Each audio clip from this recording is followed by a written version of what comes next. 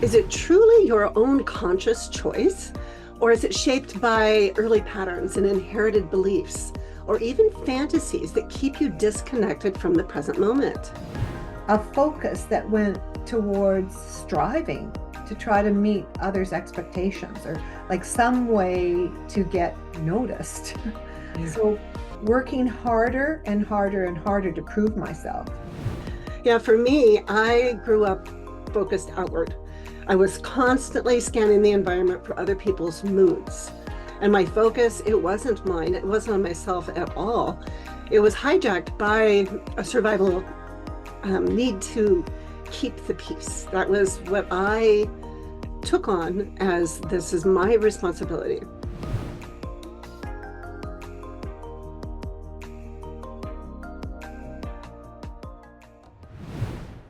Welcome back to the Healing You Method podcast. I'm Gloria Lybecker, and I'm joined by my co-host and my dear friend, Gail Donohue. Hi, everyone. It's so good to be with you again.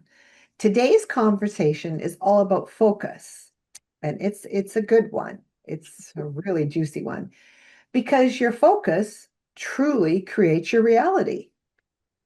And we are asking, whose focus is it? Is it truly your own conscious choice, or is it shaped by early patterns and inherited beliefs, or even fantasies that keep you disconnected from the present moment? So let's start here because much of where our attention automatically goes, just like boom, isn't a conscious choice. Hmm. It's formed from our early life experiences through family patterns, cultural expectation, and the big one, survival strategies. Oh, yeah.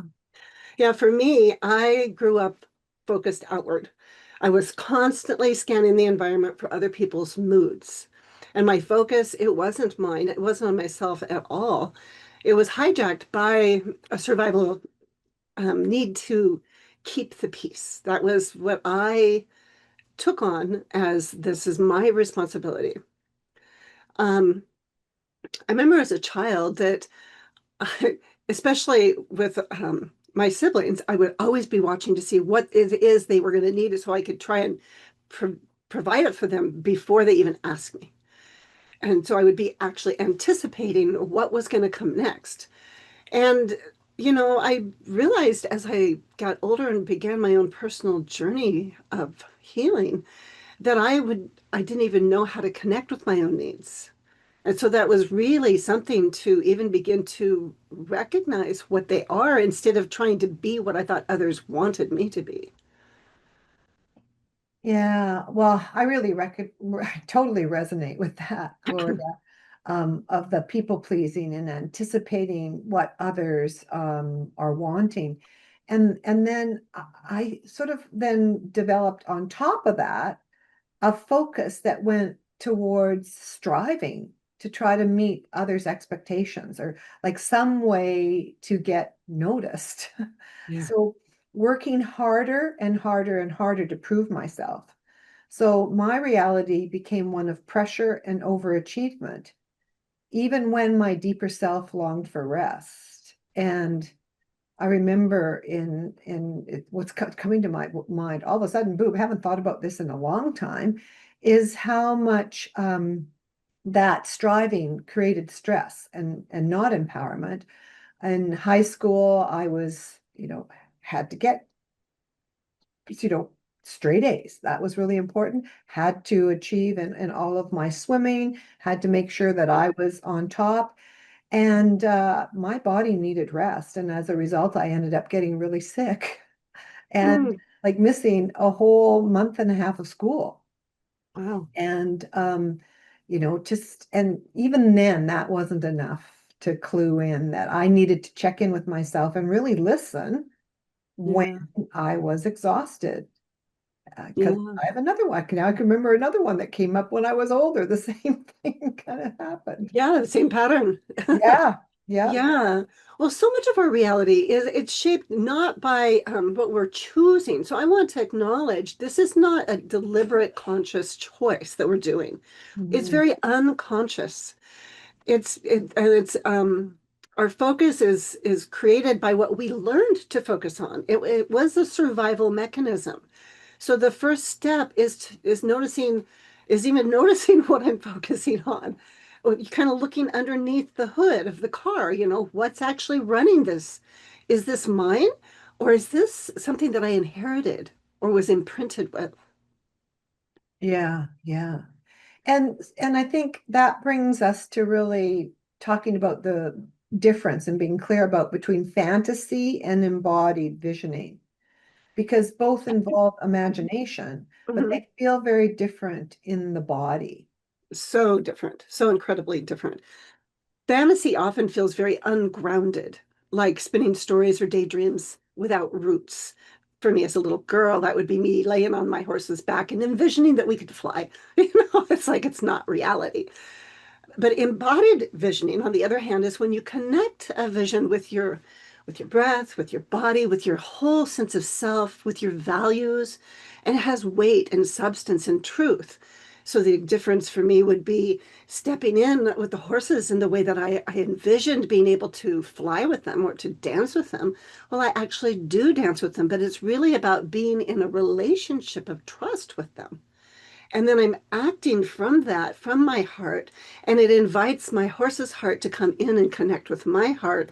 And we have a connection then that we then co-create the dance together. So that's really being able to recognize something that I love and then taking those action steps towards creating that into a reality. And it's a huge difference than just kind of daydreaming, like, I really wish I could do this, and then never taking an action to do it. It's just a really sweet dream, but it's not reality. Right. Yes, yes. Yes, I know. And I notice similarly for myself that fantasy can feel like chasing out something outside of me. Or it just sort of always just has a daydreaming kind of story to it. Mhm. And embodied visioning feels like aligning with something that's already inside of me. It's like, oh, that's what I want to step forward with. And it's like roots grounding me while, the branches can grow upward. And I know that when I work with clients where we can get that shift to really getting the goals that are embodied in the visioning and aligned with what they love, and then looking at, okay, what's a small action step that can be done? And not thinking about this fantasy about it being already there, but what's the one step to take to get towards the results? How they can begin to see their outcomes changing and they are actually start to move towards their aligned embodied goals. That's nice. I Yeah. like that. So let's invite our listeners to just notice right now. Just taking a pause and recognize when I hold a vision, does it feel airy and disconnected? Or is it grounded and embodied? Hmm. Notice, can I feel it in my breath, my heart, or my belly? Just notice. Hmm. Well, let's share a simple practice then with our listeners that can Yeah. help. Is that, yeah, clarify where your focus may be rooted. So here's what we can do right now to check in. So let's just pause Mhm. and take a slow breath and let your body settle. And we want to invite ourselves to notice, where is your attention? Is it scattered outside of you, thinking about a to-do list? Or is it anchored within? And then a key question next is to ask, whose focus is this? Is this mine, or is it an old pattern that I'm just used to doing, just on the treadmill, just getting on it? Like, is this really mine? Like, if I didn't have to do anything today, would I still choose to do this? And then we want to step four is to feel. So I've had a hand on my heart already just because it's something that I enjoy doing, but you could put your hand on your heart or on your belly, or you could do both. And then ask yourself just into that feeling of asking, what is it that I love? And when you get connected to what it is that you love, the fifth step is to act. So from that truth, ask, what is one action, just one action I can take right now to honor what I love? Mm.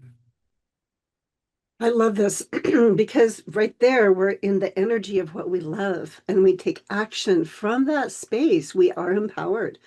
And when we practice this really regularly, I know for myself, my focus becomes less and less about surviving and more about creating from empowerment and having more grace with myself when I slip into my scarcity. Yeah. So did, excuse me. So today we have explored how those early patterns, they really do shape our focus. And then there's the difference between fantasy and embodied visioning. And then I love the body-based practice that you shared with us, Gail, for clarifying where our focus is rooted. And yes, thank you, Gloria. Our invitation for you is simple this week. And that invitation is when you notice your attention drifting, pause and ask, whose focus is this? And then ask, is this what I love? And then taking one small action to honor it. And closing today, what we've talked about leads beautifully into our next episode, the power of emotional alchemy, transforming energy into action. Yes, we'll explore how emotions, they're not problems to fix, but energy to listen to and to move with, and how truth, love, and wisdom can guide us into that inspired action. So until next time, may your focus be rooted in love, guided by presence, and embodied in action. And may that focus create the reality your soul longs for.